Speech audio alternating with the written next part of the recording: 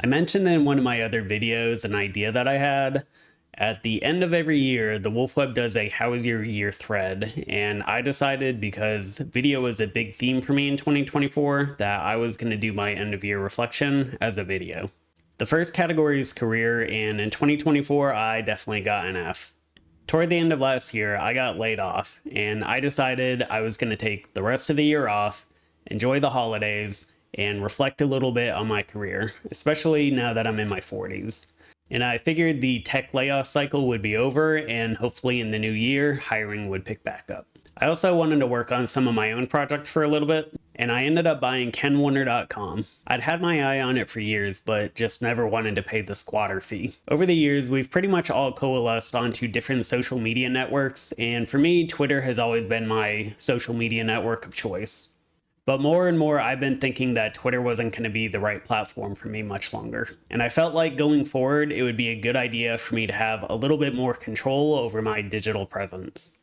And I'm a software developer at heart, and I just wanted to experiment with a few things. Right now, I'm just using Substack for my website, but I'm sure that's going to change. I also spent a good chunk of 2024 learning about video.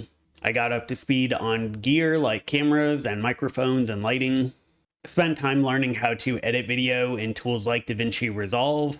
Around this time last year, I started playing around with live streaming, and by April and May, I was pretty much live streaming every day. Over the last year, I've recorded over 1,000 hours of video, mostly of me doing work at my computer, which I know is not particularly entertaining, but there is a reason I did it, and I'll talk about that later too. Now, I'm not really interested in transforming my career into being a live streamer or any kind of influencer, but I have long had an interest in social media and how people talk to and with each other on the internet. And for better and for worse, video is becoming a bigger part of how we do that. I mentioned I've been a big Twitter user for a long time, which is more about reading and writing text. And for many years, I used Facebook to share family photos and things like that. But when Instagram and later TikTok started gaining popularity, I just never really got into it. I was just never really interested in the kind of content that those platforms seems to prioritize. But I do see more and more that a lot of the public square conversation that used to happen mostly on Twitter is starting to happen on other platforms like TikTok too. I've always preferred YouTube for video content because I feel like I have a little bit more control over what kind of content gets put in front of me. And so I decided in 2024 I was going to start posting more on YouTube. A lot of it ended up just being a way to learn about posting video. I know how to type my thoughts into Twitter, but sharing my thoughts via video is a little bit more complicated, or at least it can be. Or you can just ramble like I usually do. But for most people, video is not a career anyways.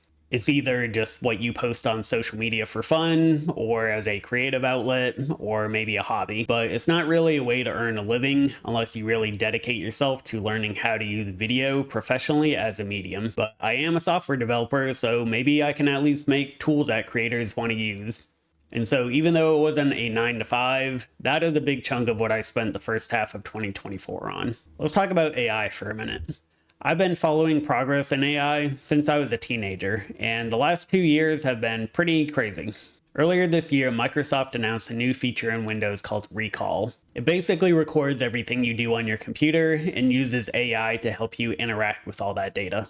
Now, I've been using a service called Rescue Time for many years, and it's pretty similar in that there's a program that runs on my computer and on my phone, and it collects data about everything that I do. Now, I like it because it gives me detailed reports on how I spend my time, and Windows Recall seems like a natural evolution in that same kind of product. And this is a big reason why I started live streaming this year, is I wanted to collect more data about how I spend my time. Rescue Time only collects text data, what program I have open, what website I'm on, but with video and audio, I have a much richer understanding of how I spend my days. And in the early part of the year, I spent a good amount of time building tooling around this kind of idea. But when Microsoft announced Recall, they really did not get a positive reception. And I understand the privacy concerns, but I really do think that there is value in this kind of idea. But I did end up pausing my own work on that kind of project. And by April, I had already started applying to 9 to 5 jobs, so it didn't really matter too much. And then in May, my plans changed again. And with that said, I'm going to move on to the next category, which is family. But we'll just say my career arc in 2024 came to a halt in May and hasn't really picked up again until the last couple weeks. For the family category, I get an A- this year. I got to see my parents a little bit more, and especially with my dad, who's always had medical issues lurking in the background, it was a relatively good year for him. Every year, I seem to get closer and closer to my sister, who I'm incredibly grateful for, and my kids are doing well.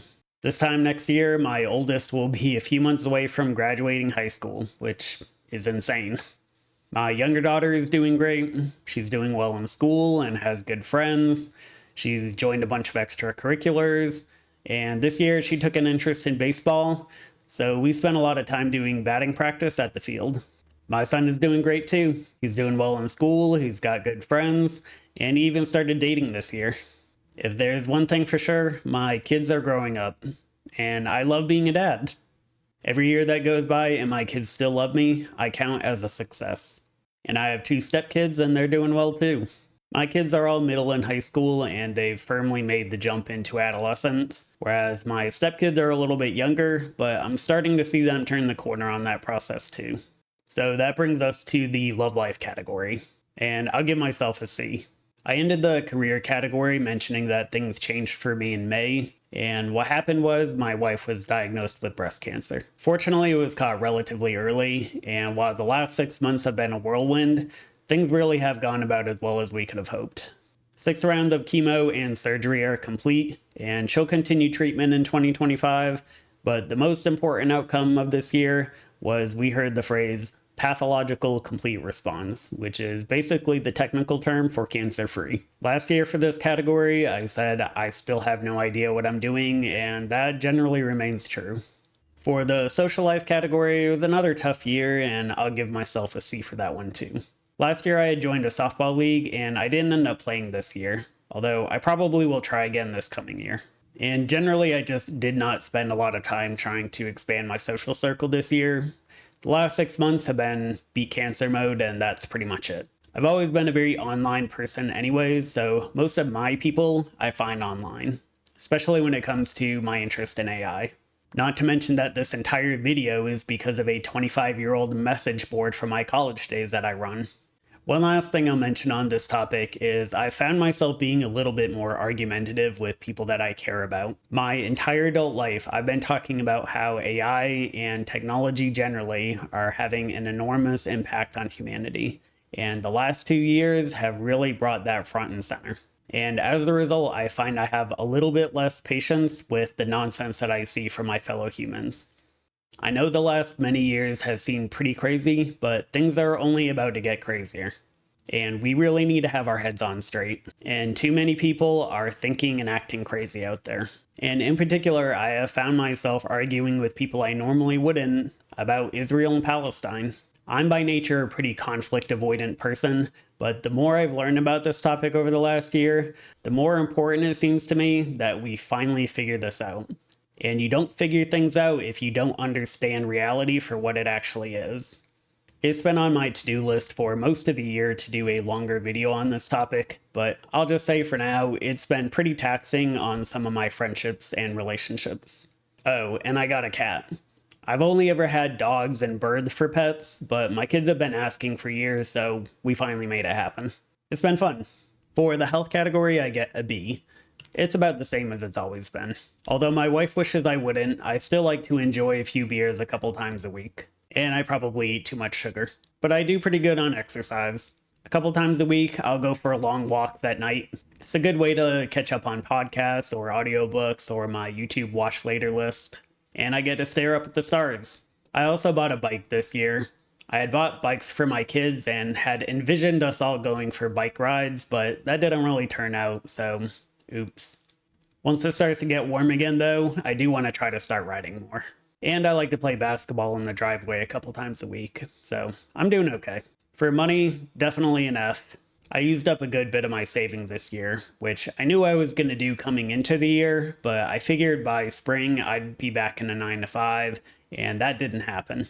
When my wife got the cancer diagnosis, I decided to extend my sabbatical through the end of the year. So overall, last year I wrote The last number of years have been some of the most challenging years of my otherwise privileged and comfortable life. And my 2023 goal was to be deliberate and purposeful in trying to be the best version of myself. So this year has been another challenging year. I've never gone a full year without having a 9 to 5, but I spent a lot of time out of my comfort zone and learned a lot in the process. And I've probably worked more hours this year than I have in a long time. And the most important thing is I spent the year doing what was right for my wife. I wasn't always the A+ version of myself this year, but I'm happy with how things turned out. I'm looking forward to 2025. AI will continue to accelerate. World affairs are once again at a critical juncture. My kids are going to keep growing up, and I think this is going to be an important year. The first quarter of the 21st century is now complete, and I will be spending my 2025 setting a good foundation for what I want my life to look like when we get to the next quarter. See y'all in 2050.